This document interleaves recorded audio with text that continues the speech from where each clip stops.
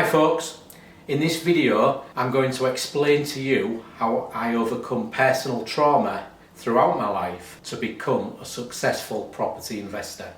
During this video I'm going to bare my soul and expose myself on a personal level with the hope that I will help you overcome anything that's challenging you in your life or has challenged you and stopping you becoming successful. I've got a number of notes here and I'm going to go through the timeline of my life so far and pick out specific events within my life that have had a dramatic effect on me personally. So I'll start with my childhood. I grew up with two parents and a sister living in local authority housing. So if you are aware of the city of Hull, where I am from and live, you'll know of Orchard Park, Bransholme, North Bransholme. These are the areas I grew up in as a child. Now, I've been through some stuff and I'm going to go into that as we progress through the video. I'll try and keep it succinct and short, but obviously there's quite a bit of stuff and I may go off on a tangent. So, happy childhood. First point that I'll cover is when I was around 8, 9, 10 years old. I remember having an amazing Christmas. And as a child, a lot of things are materialistic, aren't they? So, as a child at that point, I remember having a great Christmas when I got a go-kart for Christmas. It was an amazing go-kart because the wheels were removable and they were replaceable with some sled runners, if you like. So it converted into a sledge, and that winter we had that Christmas we had snow, so it was amazing. And I also got a bike, and I got a Rally Arena racing bike. So it was a crazy Christmas, really good Christmas. And back in those days, Christmas lasted for 2 weeks. You know, it just went on and on. It's day now, and then it's all over, isn't it? Back to normal life, pretty much. So that was the last memory I have as a happy child. Not long after that, we were, the family were sort of got together and were told, that the kids were told, myself and my sister, that my parents were going to start fostering children. What did we think about it? And at the time we thought, great idea, it'd be great to have more brothers and sisters and all this stuff, and it'd be good fun and that. So we sort of all agreed as a family that we were going to start fostering children. Now, that turned out to be the downfall of our family.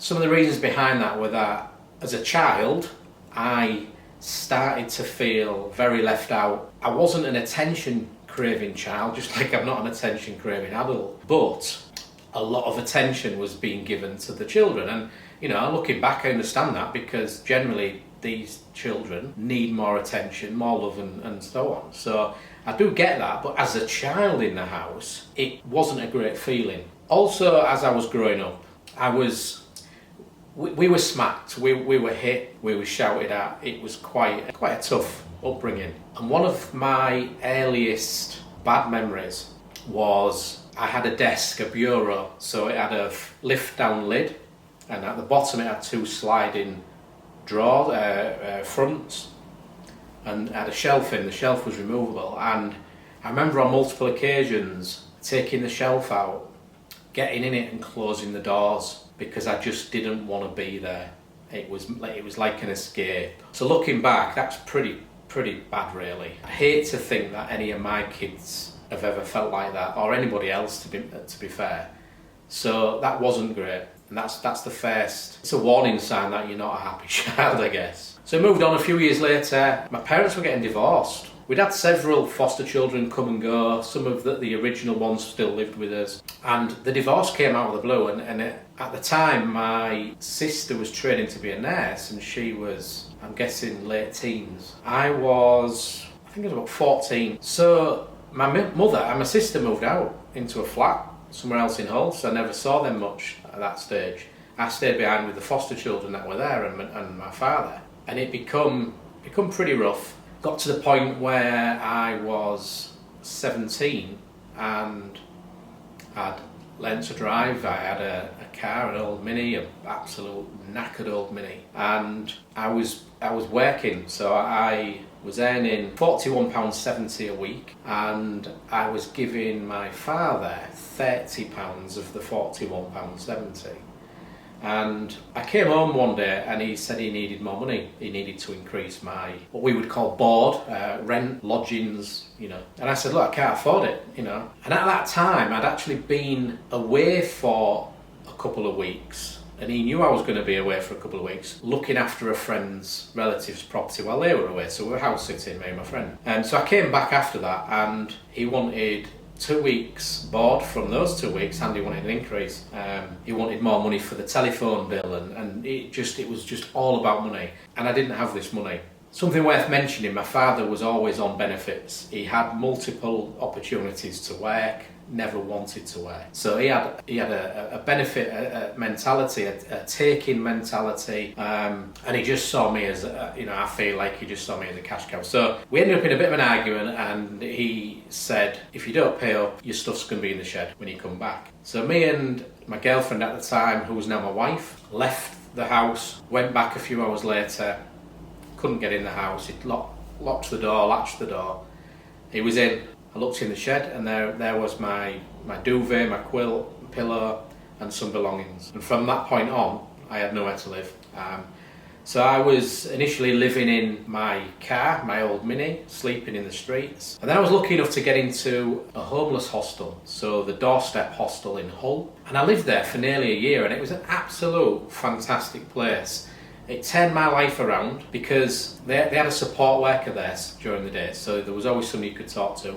I was always a very shy child as well, so that helped me a lot. I was living in the hostel, which was in a different part of the city, and what it did do was take me out of the environment I was used to. So the friends I was mixing with at the time, two in particular, sort of my two best friends if you like, both ended up in prison because of what was going on at the time. So it would have been really easy for me to have continued that relationship and ended up like them in prison, and my life would have taken a completely different turn. So I guess the first learning was that I took the right option to get away from that environment. And a big part of that I have to credit to my wife, because she stuck with me all the way through that time. So I had no prospects back then, homeless. I ended up getting sacked from loads of jobs because I was gobby, and I guess it was all because of what had happened in the past. I was probably resentful and so on. And even to this day I feel a bit resentful about certain things. So I could have quite easily ended up in prison. I didn't. I had a number of jobs, but kept going forward. But I never really knew where I wanted to go, what I wanted to be. I just knew that I wanted to be better than my father, because he, as we'll go into in a minute, turned out to be far worse of a human being than I ever realised. Roll on to 1997, August the 15th, and I'd been married just over a year, happily married. I had my own house, so things had gone. Last few years, things had got better and better. And then in the early hours of the morning, telephone rings, and I got a call that changed my life forever.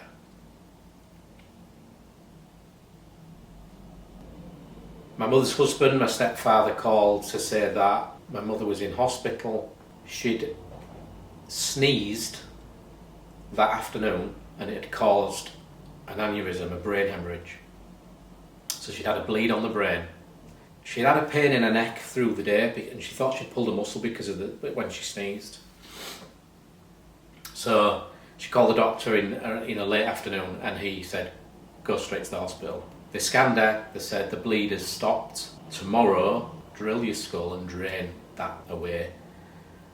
So she was in hospital, so the call was to tell me she was stable, she was sleeping, but tomorrow they were going to operate. So I said, do I need to come in? And I was told, no reason to come in, no point, we'll let you know, things progress tomorrow. 2 or 3 hours later, another call, the bleed started again, she's unconscious, you better come to the hospital. So we raced to the hospital, and she was on a life support machine, and she remained like that for a few days, approaching a week. We'd got close family to come to the hospital, so everybody was there, and they did some tests and basically said that she was brain dead and she wouldn't survive. Now, my grandmother was there, my mother's mother, a brother and his wife, my sister, who was an older sister. But it ended up that it was down to me to give consent to switch off the life support machine and to give consent for her to be a donor, an organ donor.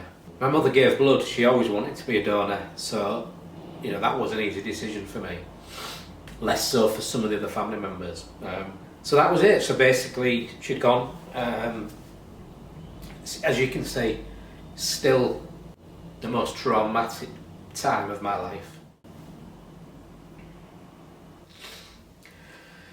So the next few years were a blur, really, just recovering from that loss. Myself and my wife had become extremely close to my mother, and my mother was like a mother to my wife as well. She was a massive part of our lives, so it was a big loss for both of us. What made it worse was my wife was pregnant with our first child, and that was my mother's first grandchild, and she never got to see that grandchild. So that just added to the devastation, really. Roll on to 2006 or 2007. I can't quite remember exactly when this was, but I remember what I was doing personally from a professional standpoint. So I had my own business at the time, which was an unsuccessful business. It didn't work out, but at the time we were doing that. I had a call from a CID police officer that I knew, or mainly my wife knew her more. So I knew who she was when she said it, but I didn't really know her personally. And she said, "I've got something I need to tell you, and it's going to come probably going to come as a shock.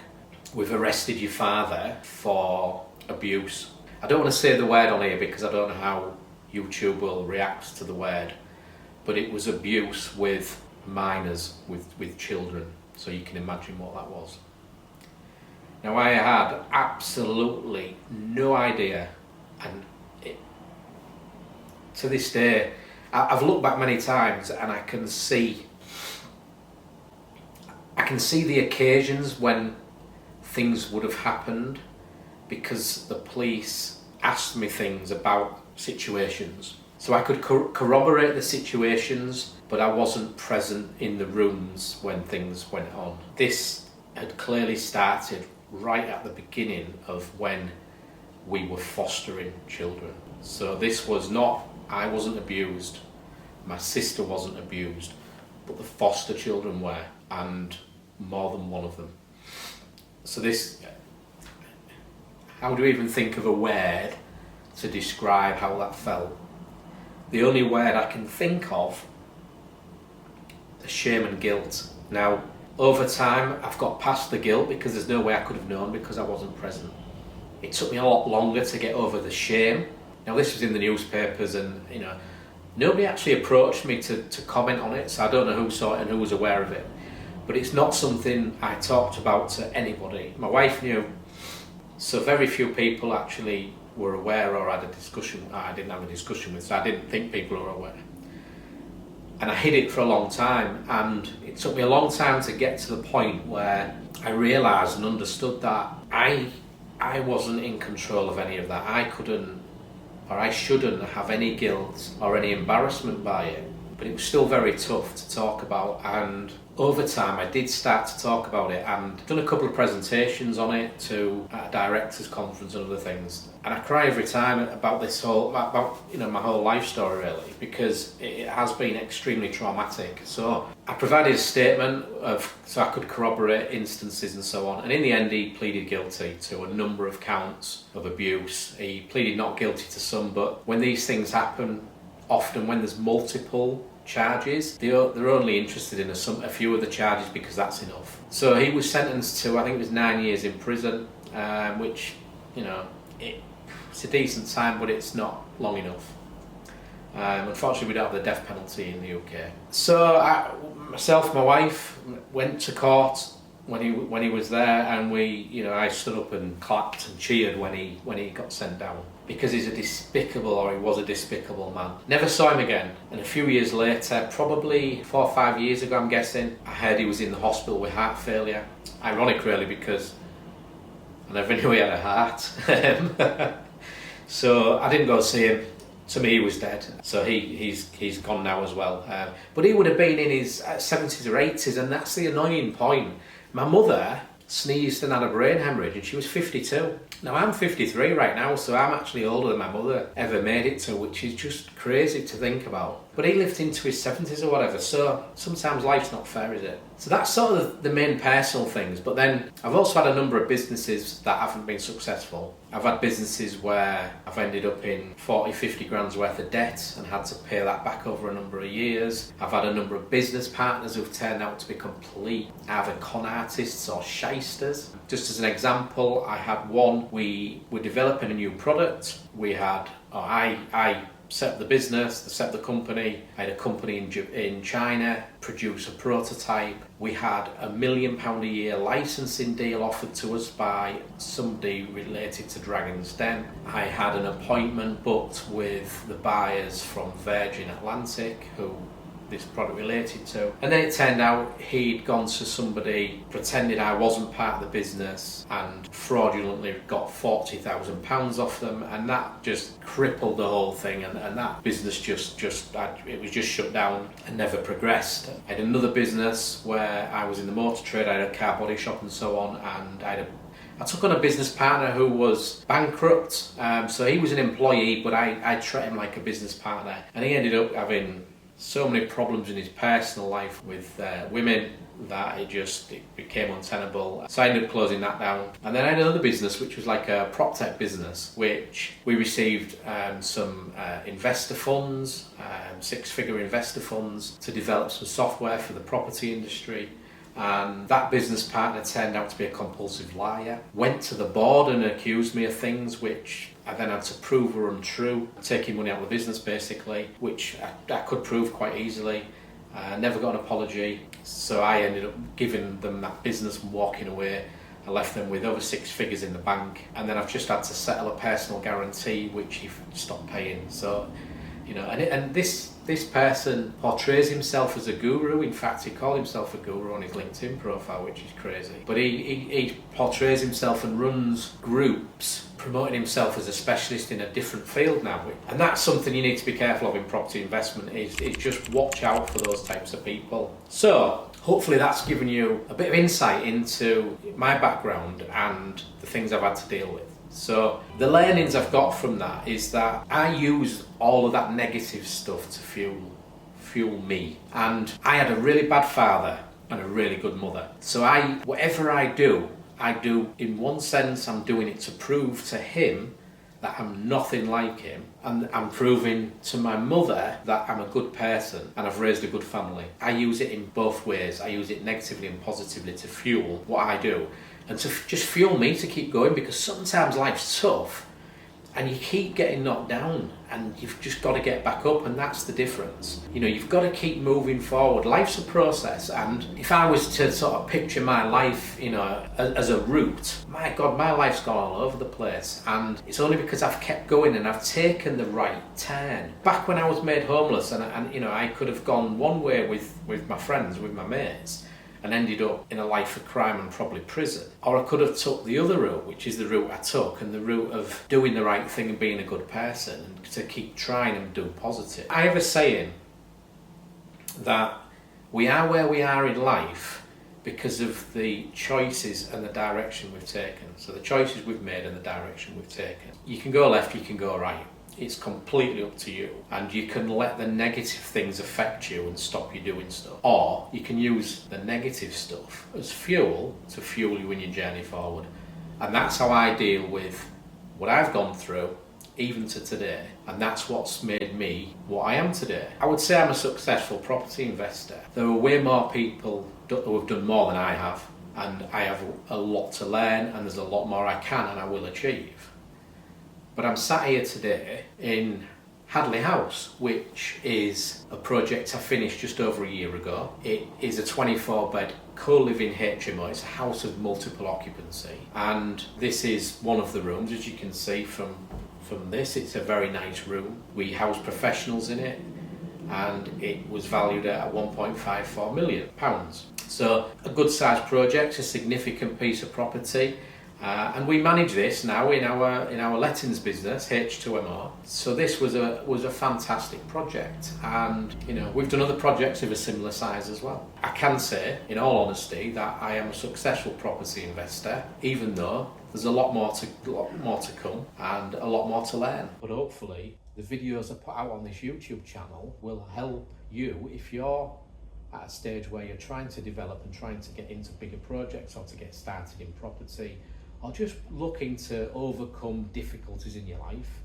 Then this video and this YouTube channel will help you in some way. Call it the end. Thanks for watching if you've got to the end of this video. Please like and subscribe. It does help. We're trying to build this channel. This is another challenge that I've set. Try and get this channel to a monetized state where it will provide us with another income, and that's part of being a property investor, is creating multiple streams of income.